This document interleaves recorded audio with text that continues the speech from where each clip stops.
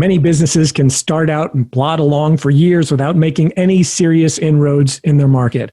But those who want to grow more quickly need to take a different approach. For years, I've been training my clients on a strategy I'd like to share with you today. It's about moving from stealth mode to intimidation mode.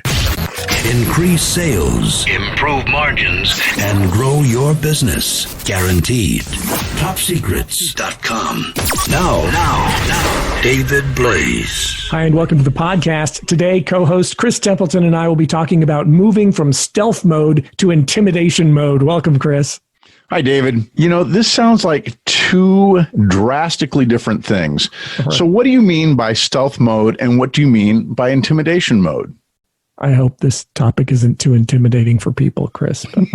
I'm intimidated, but in a good way, David. Okay, good.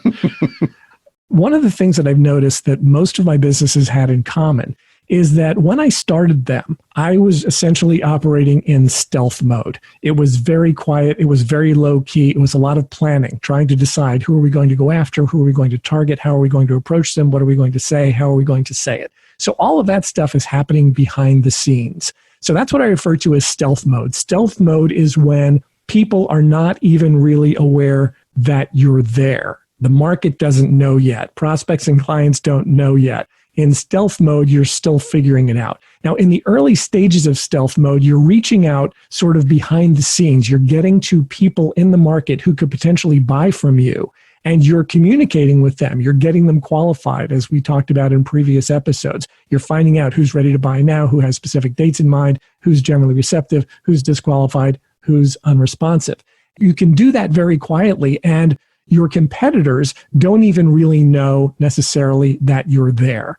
And in several businesses that I had, I was able to operate in a market very quietly for a very long time before people actually had an idea, particularly competitors, had an idea that I was there. And the way that they found out that I was there is that they would approach a prospect or client, and that person would say, no, I'm doing business with this company. And they were like, that's weird. I've never heard of that. Yeah, exactly. What? And then, who? Yeah, and then there gets to be more and more people who are aware. And then eventually what happens is you switch to intimidation mode. And when I say that, I'm not trying to be obnoxious here. And the goal isn't actually to intimidate people in a harmful sense of the word. It's to create an environment in the market where your competitors are going to be looking at you and going, wow, it's going to be hard to compete with that. I don't even know how to compete with that. That's what tends to intimidate competitors, is when they just have absolutely no idea how they can compete with what you're doing. And so moving from stealth mode to intimidation mode is about finding out in stealth mode all the things that work, which aspects of the market you want to approach, fine-tuning, honing the right things to say so that you can bring prospects and clients through the door like clockwork. Once you've got that nailed down, then you can start promoting aggressively, and you can bring more clients in, and other people look at that and they're like, I don't know how this person is doing it. That's essentially the nutshell version. And the thing that just occurs to me, the word that keeps coming into my head is listening, right? Like I have in stealth mode, I have done a whole lot of hopefully active listening with prospects and clients to be able to get to that place where at some point my competition is intimidated by the way that I'm doing things. And I can't imagine that there's really any other way than solid listening. And as a friend of mine used to say, monitoring and adjusting. Yeah, exactly. In the early stages, you have to do that, because if you don't, if you're not paying attention to what the market wants, you have absolutely no way to deliver it to them. Yeah, exactly. What do you think the biggest advantages are to operating in stealth mode, David? Well, the fact that nobody even really knows that you're there. They don't know what you're doing. They don't know how you're doing it.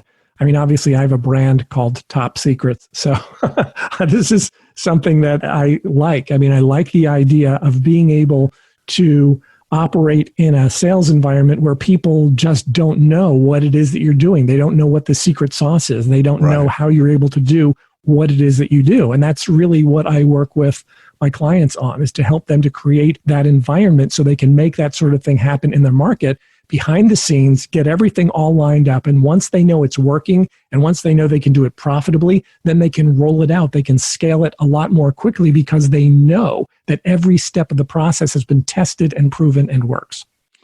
When you think about this, is this more of an offensive play or a defensive play?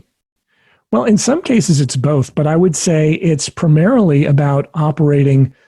I don't even like the word offensively because you're not trying to offend people, but you are playing offense in the sense that you're getting a message out there that resonates with people, that gets your prospects and clients to respond to it. So it's playing offense more than defense. But what ends up happening is that when you do this correctly, when you're able to transition from stealth mode to intimidation mode, the defense kind of takes care of itself because people look at it and they don't know how to deal with it. They don't even know how to defend against it because they're looking at this and they're saying, I don't know how to compete with that.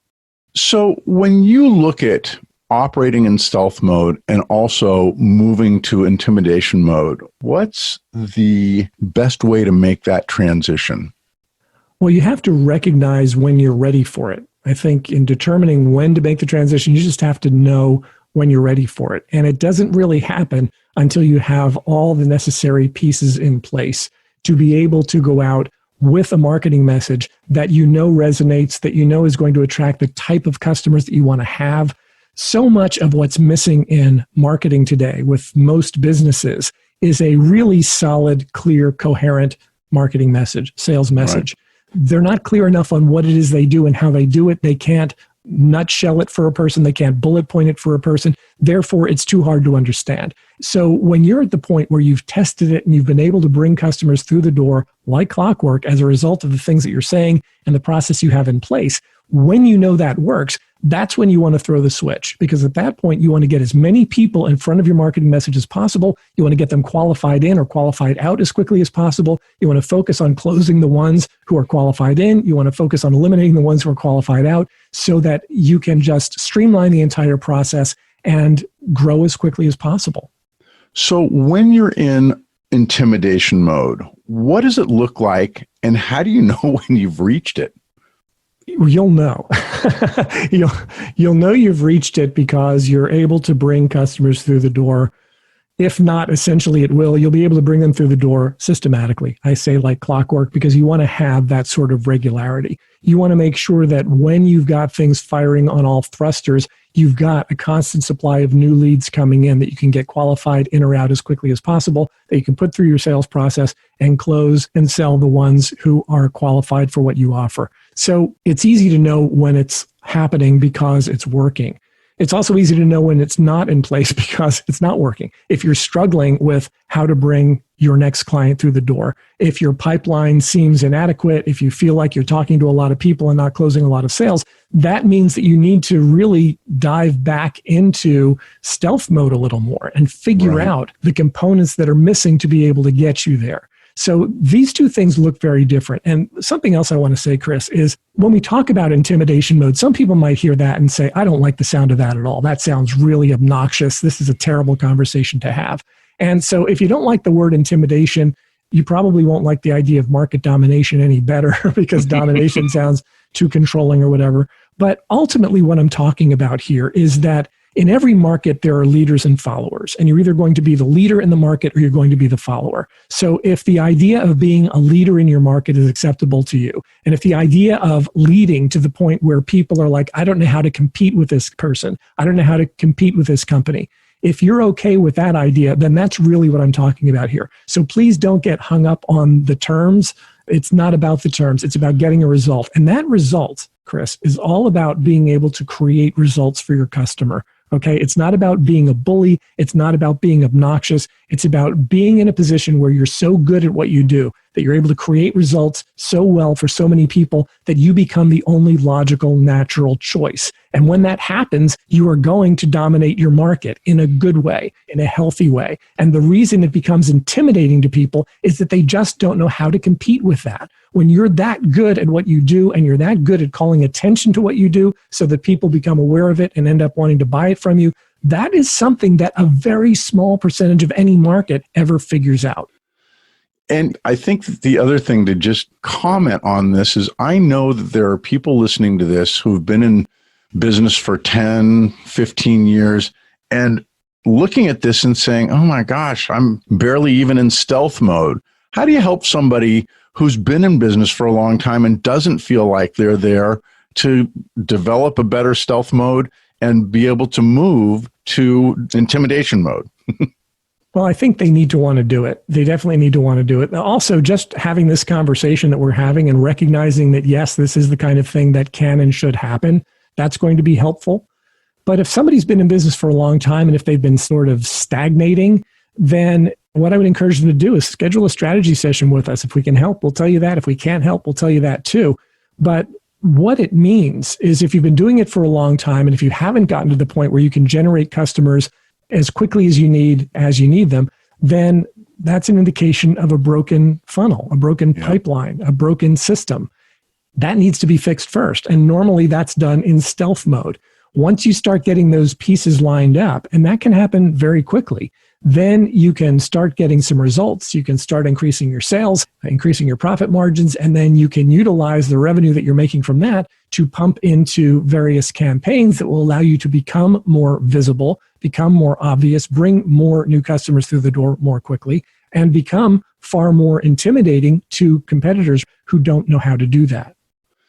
So just to be clear, and I commend you for saying what you said a little bit earlier, if you don't like intimidation mode, the thought of intimidating your competitors, not your clients, but your competitors, or domination, find the words that work for you. But here is what the bottom line is. This is about having a well-oiled funnel and then being able to create the amount of business that I want. And I think when we talked a little bit earlier about how do I know when I'm in intimidation mode, it's that things are running on all cylinders in a really solid way, that I feel good about the business that I'm generating, the people that I'm selling to, that sort of thing. And that's intimidating for businesses that haven't been able to do it. And so find the words that work for you in terms of what intimidation mode is. But the bottom line is the characteristics are the same.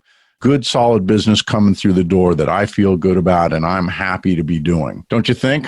Yeah. And I think if you want to consider it in terms of leadership mode, in terms of awareness mode, in terms of acceptance mode, that more people in the market are accepting and understanding what you do, all of those are fine. Yeah. So yes, please don't get hung up on the idea of intimidation. Again, it's not something that's designed to be weird or mean or funky. It's just the idea that you are operating in a way where your competitors just don't know how to respond. Right. You can move into intimidation mode at any point in your business. If you've been stuck, I know a great way to solve that problem.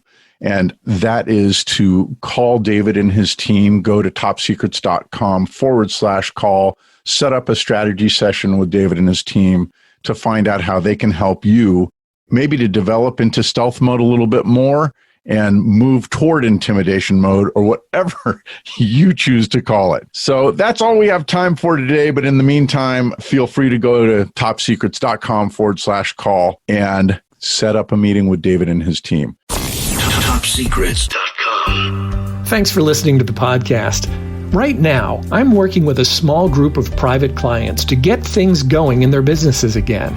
So if you're no longer willing to settle for unqualified prospects and unpredictable clients, and if you're ready to start this week, then head over to topsecrets.com/call.